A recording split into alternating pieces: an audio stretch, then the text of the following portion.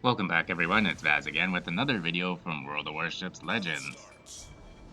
And for today's game we have the Japanese legendary tier destroyer Shimakaze. I haven't done a Shimakaze video yet, so I thought, hey, I had a good game in this one, so let's share it. And I know, it's kinda like playing easy mode, but hey, the ship is in the game, so it's fair play, right? And that's not to say I play it much, I've probably played less than 10 games in it. But we can talk more about the Japanese torpedo style of gameplay later. As for now, we'll go over our shipping forecast. We only have one destroyer per team. There's also a Shimakaze on the other team. There's a Siegfried on our team, a Wichita, a Baltimore, and Alaska. And then we have a Big Mammy, Alabama, and an Iowa in a division. And then we finish it off with a Yamato. In addition to that Shimakaze on the other team, there's a Siegfried, two Clevelands, a CNOP, and an Iowa in a division. Oh, come on, guys. You know not to team up a tier 6 with a tier 7, and now you have a CNOP going up against Yamatos and Shimakazes. I hate to say it, but most of the time that's an auto win for the opposite team. Well, moving on, there's also an Amagi, and they have two Yamatos on the enemy team. Now, this is a game of domination on the Atlantic map. And we had spawned closest to the Alpha objective, so that's where we're going to head. The one annoying thing about this map is that when it is domination mode, the spawns are so far away from Alpha and Charlie caps, and the first 2 to 3 minutes of the game is just spent sailing around the map. I kind of feel like that's a waste of time, and they might be able to fix that, but it's a minor gripe. It's not that big of a deal.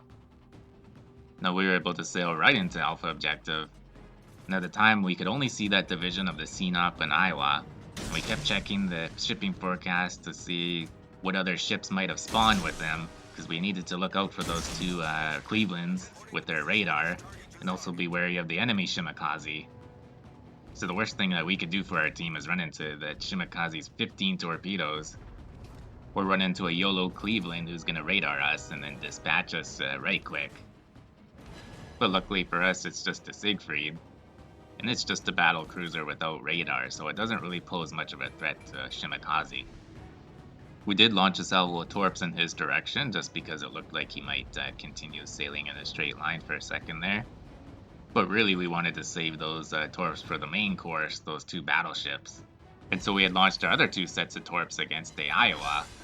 And look at that, direct hit, devastating strike, and our first kill of the game. And just a few moments before that Iowa's division mate, that CNOP, got obliterated by our Yamato. So hopefully that was a learning lesson for those two guys, and they go back to port and perhaps pick a lower tier to practice a little bit more in. You know, like I said before, you don't want to be going up against Yamatos in any tier 6 battleship, doesn't matter which one it is. So that's why it's always important when you're divisioning up, always pick the same tier ships. And so now we've secured the Alpha objective, and so we're just going to sail over towards Bravo. And since it's going to take forever, we engaged our engine boost. We just had a quick glance over to the east to see what our friendly Baltimore was up to. He had an okay game, and he seemed to start the game off pretty strong. But by the end there, you'll see a ship that's in the bottom right corner of the map for the last half of the game, and it's a little perplexing as to what he's actually accomplishing back there. Maybe he got scared off by Yamato or something. But well, you can't really focus on what your teammates are doing, you can only really focus on what you're doing. And right now, we're about to head into Bravo objective. Now, it's been captured by the enemy already, so most likely the Shimakaze on the enemy team is in here. Or at least very close by. But no, now that we've entered the Bravo cap, we can see that it's contested, so he is in here somewhere. There's that island dead center in the middle of the cap, so I'm thinking he's on the opposite side of it. Plus I can see his torps off in the distance there, and they look like they were launched from that gap there. So I'm going to swing around and get ready to launch a salvo of torps in that direction and maybe catch him off guard. But I only used one launcher because I noticed that he had exited the cap and I had started capping the base for our team. So now I'm not quite sure where he is. So just in case he decides to send torps in our direction, I turn and face my stern towards him and launch a salvo of torps at that enemy Yamato in the distance. We're always trying to multitask, you know? We're getting a cap for our team, we're looking out for the enemy destroyer, launching some torps at battleships. And now the Shimakaze's been spotted. He's laid his smoke, but he's still spotted, so most likely our friendly Wichita has got him on radar. And we want to help out against him as much as possible, so we pop our smoke. And that allows us to shoot at him without having to worry about getting detected ourselves. And we are getting a couple of nice hits on him there. Smoke screen set. We finished capping Bravo. We also got a torp hit on that Yamato. And just as the Wichita's radar runs out and the Shimakaze disappears, we get one final shot away and we knock off the Shimakaze for our second kill of the game. Ooh, wait, there was a lot going on there. I could barely keep up. But now that Shimakaze's gone, it should be smooth sailing from here. Both enemy Clevelands have also been taken care of, so there's nothing really much for us to worry about the rest of this game. We might as well take advantage of the remaining time on our smoke and start firing away at this Yamato that's within our range. We weren't going to be able to get our torps off before he was able to duck behind that island, so we just keep firing away to try to light a fire against him. We know he's used his damage con because of that one torp that hit him earlier. So if we can get a fire going on him, we know it'll be sticking. Now when we started firing against that Yamato, take note that we had 83,000 in damage at that point. And look at that, we were able to get 2 fires going on the Yamato. And we stopped firing against him for 2 reasons. 1, because our smoke screen is about to run out. And 2, just in case he has to fight fire with fire skill. We don't want to light a 3rd fire on him, only to see them automatically get put out. But right about there, it looks like he's damage conned our 2 fires. And if you look at our damage, we're now at 105,000, so we got over 20k off of that Yamato with our guns. In a frickin' Japanese torp boat. These guns can be useful, especially with that Japanese HE. AP though, you probably don't want to be in a position to use it. Most likely, the thing you're up against will have the advantage in that kind of duel. So when you're in the Shimakaze, you're most likely just going to want to stick to the HE. So now we're just looking for our next torping target. All we have left are a couple of slow-moving battleships, so it shouldn't be too hard to find something to torp. We notice that the other Yamato is now headed towards the Charlie objective.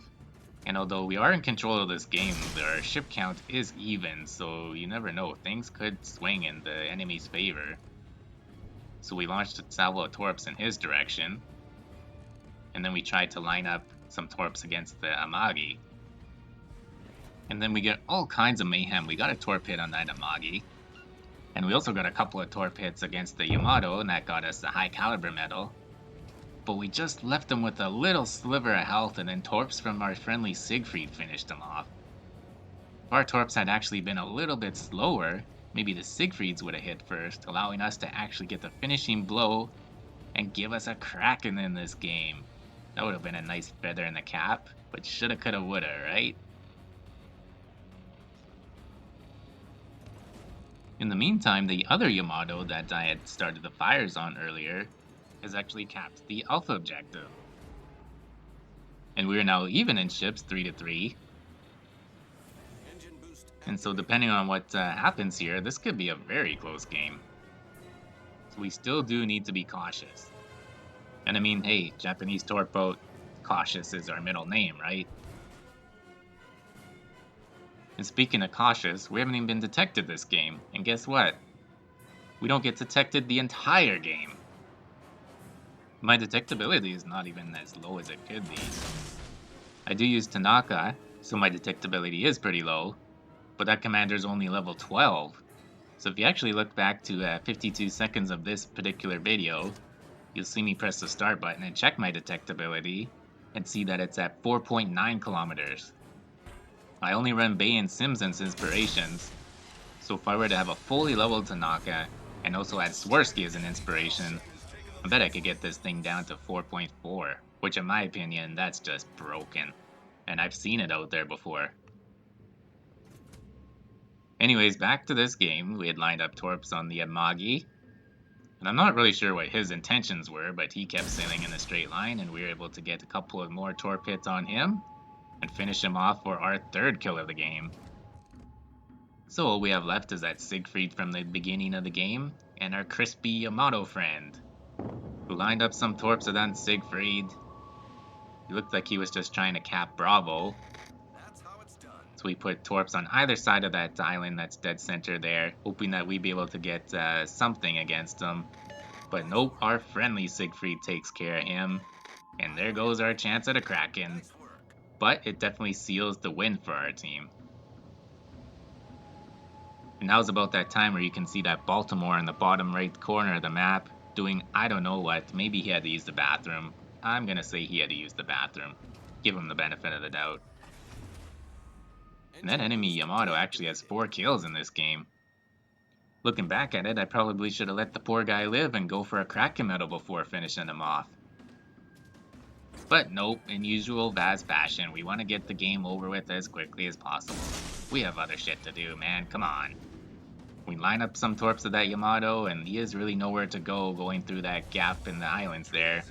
And I mean, these Torps go like 70-something knots. I'm using the long distance Torps, so they're not the Screamer ones that go like 80 or some godforsaken thing. So quickly just back to my point at the beginning of the video about playing Japanese DDs. The reason I don't play them much anymore, specifically the Yadachi and now the Shimakaze, is because the skill level required to play them. They're kind of the easiest DDs to play in the game, and I'm at the point where it's a little boring to play them, and I've been wanting to challenge myself a little more lately. But anyways, he's not able to avoid them, and we finish him off for our 4th kill of the game. And more importantly, the win for our team. So we finished that game with 194,000 in damage, 4 kills, and the high caliber medal. And not surprisingly, we finished top of the table in our team with over 3,200 in XP. And those poor souls in the scene up in Iowa on the other team, all I can say about them is ouch. And yeah, that Yamato on the enemy team, boy did he have a solid game. And well, that about wraps her up for this game. If you did like this video, go ahead and hit that thumbs up button. If you want to see more of my videos, go ahead and hit that subscribe button. And as always, stay healthy and do what makes you happy.